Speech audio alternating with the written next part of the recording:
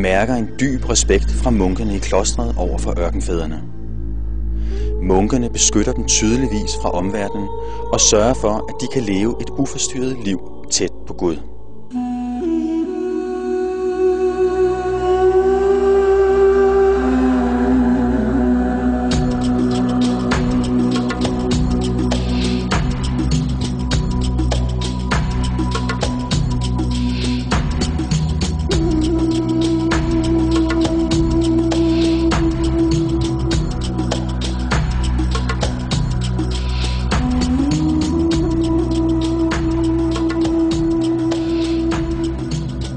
Ørkenfædrene har valgt at forlade klostret til fordel for et liv alene i ørkenen.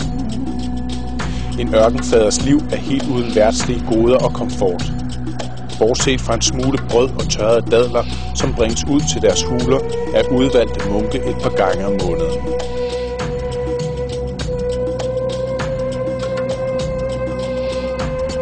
Da vi ikke umiddelbart kan få en aftale i stand om at møde nogle ørkenfædre, beslutter vi os for at gå på opdagelse i ørkenen omkring klostret. Vi har fået lov til at besøge et par af de tomme huler, som periodevis bruges af munkene i klostret.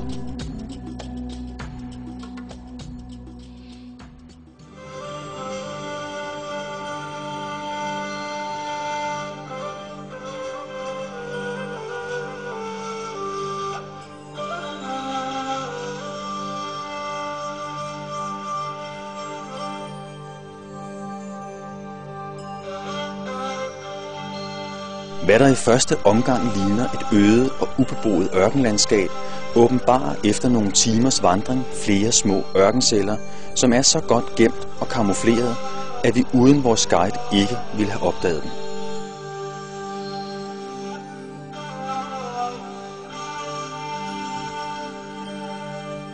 De huler, vi finder, står tomme, men vi kan se, at flere af dem har været benyttet for ganske nylig.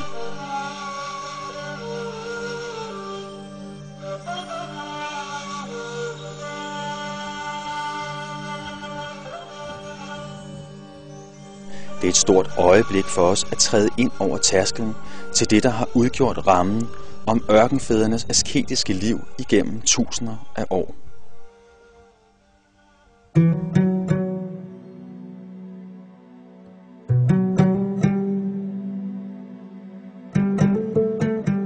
Cellen består af rå klippevægge, som kun er brudt af små huller op under taget, som fungerer som vinduer.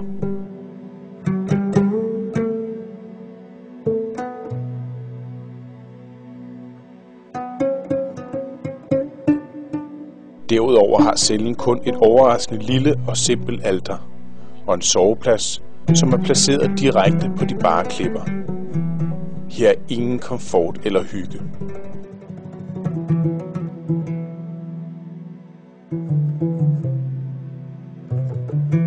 Det er tydeligt, at denne celle kun har én funktion: at beskytte ørkenfædrene fra nattens kulde og dagens brændende sol.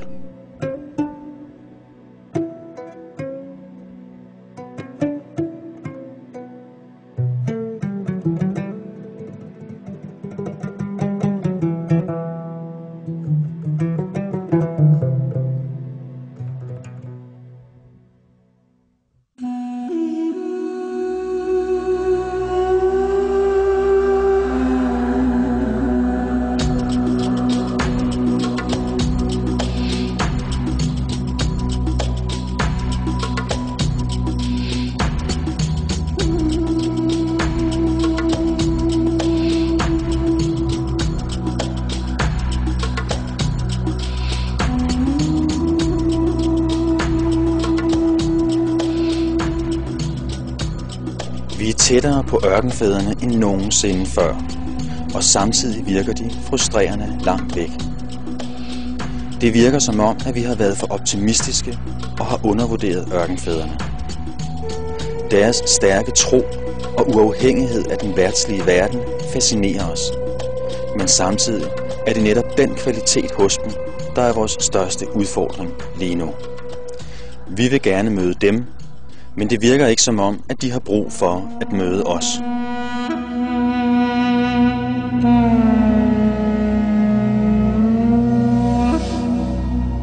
Efter en lang dag i ørkenen slår vi lejr for natten. Ørkenen og stilheden begynder at få tag i vores travle vestlige sind.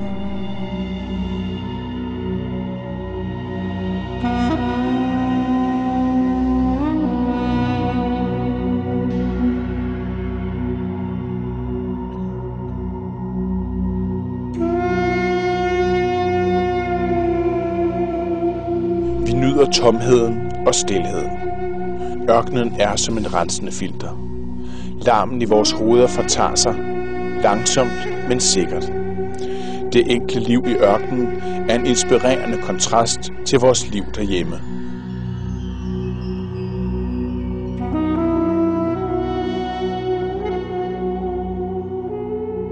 Vi forestiller os, hvordan det ville være at leve alene i ørkenen i nogle år. Kan vide, hvordan det ville påvirke os. Men vi må være ærlige. Når det kommer til stykket, er vi ikke parate til at give slip på det liv, vi kender så godt og er trygge ved.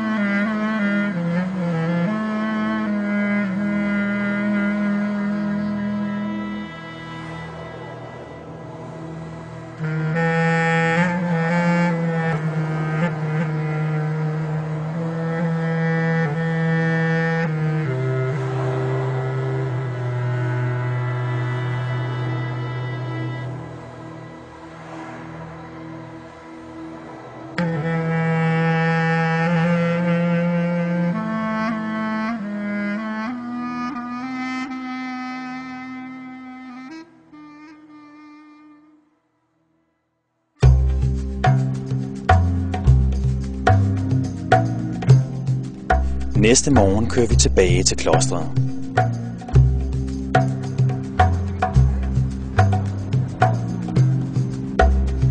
Her venter der os en god nyhed. En af klostrets engelsktalende munke, Father Matthew, fortæller os, at en ørkenfar er kommet ned fra bjergene til klostret.